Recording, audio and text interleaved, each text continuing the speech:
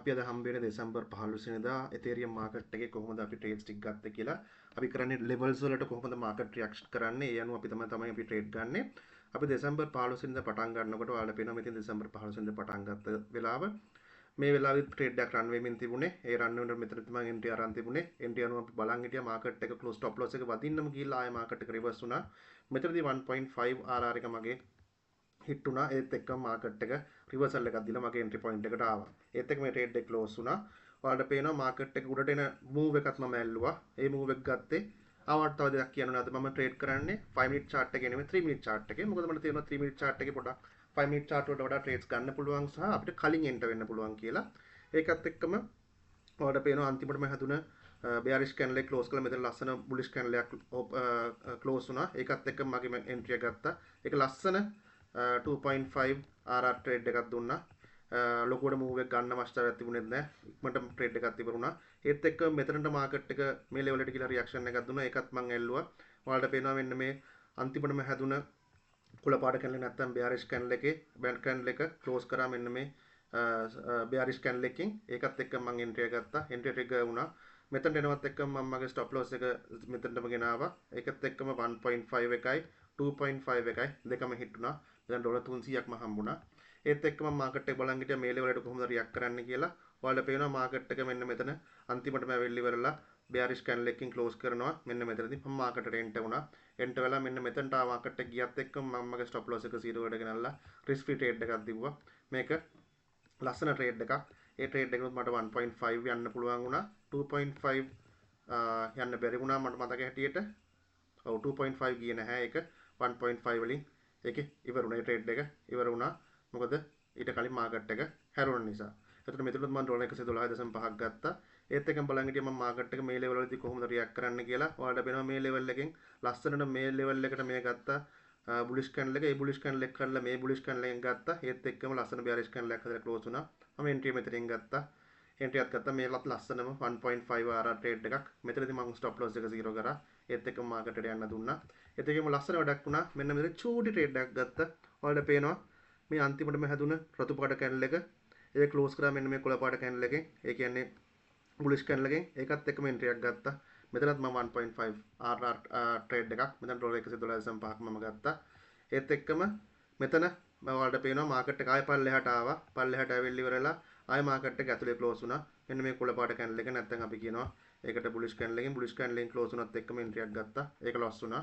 ඒත් එක්ක මම බලන් හිටියා මාකට් එක ආයෙසරයක් ඇතුලේ ක්ලෝස් වුණා. ඒ ක්ලෝස් වුණේ මෙන්න මෙතන හැදුන අන්තිම bearish candle එක ක්ලෝස් කරලා ඒත් එක්කම එන්ට්‍රි එකක් ගත්තා. ඒක ලස්සනට ප්ලේ වුණා. මෙතනට යනවත් එක්ක මම මාකට් එකේ මගේ එන්ට්‍රි එකේ රිස්ක් එක 0 කරා. ඒත් එක්කම මේක ලස්සන ට්‍රේඩ් එකක් 2.5ම මම ගත්ත මේ ට්‍රේඩ් එකෙන් ඩොලර් 300ක්ම earn කරා. ඒත් එක්කම මාකට් එක මම බලන් හිටියේ මෙතන කොහොම රියැක්ට් කරන්න කියලා.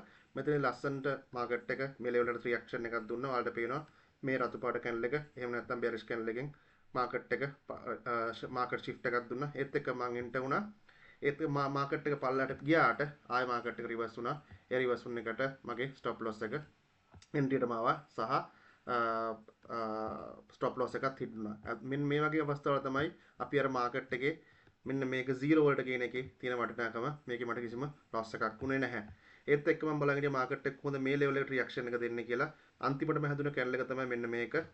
මාකට් එක කියන්නේ මේ රේන්ජ් එක ඇතුලේ ඒක කඩනකම් මම බලන් හිටියා. මේකෙන් කැඩුවා.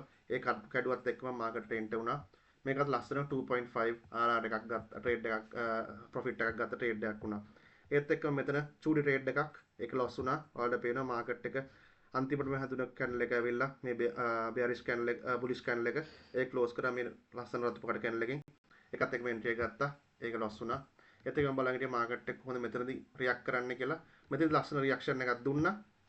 ඔයාලට පේනවා අන්තිමටම හැදුන බුලිෂ් කැන්ඩල් එක ක්ලෝස් උඩින් තවත් බුලිෂ් කැන්ඩල් එකකින් මේකේ හයි එක ගත්තා. ඒතර මම බලන් හිටියා මෙන්න මෙතනින් එන්ට්‍රි එක ගන්න. මෙතනට මාකට් එක ආවේ නැහැ. මේක නිසා මේ එන්ට්‍රි අපිට ගන්න බැරි වුණා. ඒත් එක්කම මේ ලෙවල් එකට කොහොමද මාකට් රියැක්ට් කරන්න කියලා මම බලන් හිටියා. ලස්සන රියැක්ෂන් එකක් දුන්නා. ඔයාලට පේනවා මේ ලෙවල් එක. ඒ කියන්නේ අන්තිමටම මේ ලෙවල් එකට ටච් කරපු bearish candle එක ක්ලෝස් කළා. ලස්සන bullish candle එකකින් ක්ලෝස් වුණා. මම එන්ට්‍රි එක ගත්තා. එන්ට්‍රි අර මෙතනත් 1.5 RR ට්‍රේඩ් එකක් ගත්තා. 2.5 වෙනකන් ගියේ නැහැ.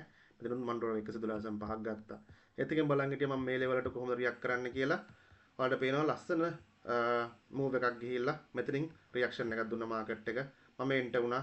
ඒකිනුත් මම 1.5 RR ට්‍රේඩ් එකක් ක්ලෝස් කරා මේකෙන්. මේකේ 2.5 වෙනකන් ගියේ නැහැ. මොකද මාකට් එක ආයේ මගේ මේකටම ආවා. ඒත් එක්කම ඔයාලට පේනවා මෙන්න මෙතන හැදුන අන්තිමටම හැදුන බුලිෂ් කැන්ඩල් එක ක්ලෝස් කරා ලස්සන බියරිෂ් කැන්ඩල් එකකින් ඔයාලට පේනවා මෙන්න මෙතන. ඒත් එක්ක මම එන්ට්‍රි එකක් ගත්තා. ඒක මූව් වුණා.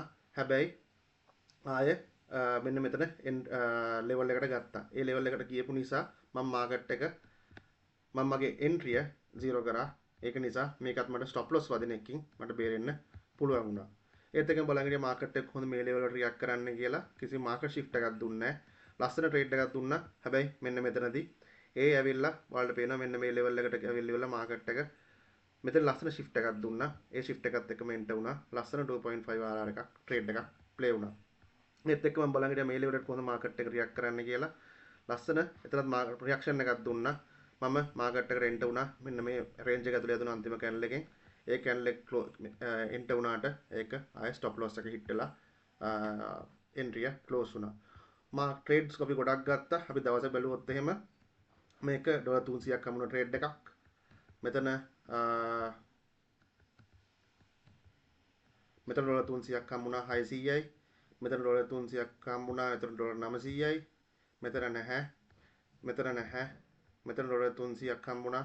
මෙතන ඩොලර් 1200යි. මෙතන ඩොලර් 300ක් හම්බුණා 1500යි. කලින් දවසේ හම්බුනේ 1.5 අපි 110ක් විතර ගණන් ගමු. මෙතන 1500 එකතු කරගෙන අපි කිව්වොත් එහෙම 100යි මෙතන 100යි 200යි මෙතන 300යි මෙතන 400යි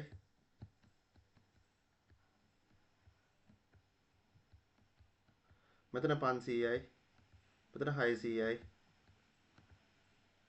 600යි 1500 2100යි අපි ලොස් වෙලා තියෙනවා ට්‍රේඩ්ස් 1යි 2යි 3යි 2100න් අපි ලොස් වෙලා තියෙන ට්‍රේඩ් 450යි. ඒ කියන්නේ 150 ඒවා 3ක්. එතකොට 2100න් 450ක් ලොස් වුණා කියලා කියන්නේ අපි 1650ක් ඊයේ දවස් අතුරට ඩොලර් 1650ක් වින් කරලා තියෙනවා. හොඳ දවසක්, ලස්සන මූව්ස් ටිකක් ගෙන දවසක්, ලෙවල්ස් ගොඩාකට රියැක්ෂන් එකක් දුන දවසක්. ඉතින් හොඳ ප්‍රොෆිට් එකක් හොය දවසක්. ඔයාලටත් පුළුවන් මේ විදිහට ලෙවල්ස් වලට මාකට් එක රියැක්ට් කරන හැටි ඉගෙන ගන්න. හෙටත් එකතු වෙන්න මාත් එක්ක දෙසැම්බර් 16 වෙනිදා කොහොමද මාකට් එක එතෙරියම් මාකට් එක ලෙවල්ස් වලට රියැක්ට් කරේ අපි කොහොමද ට්‍රේඩ්ස් ගත්තේ කියලා කතා කරමු.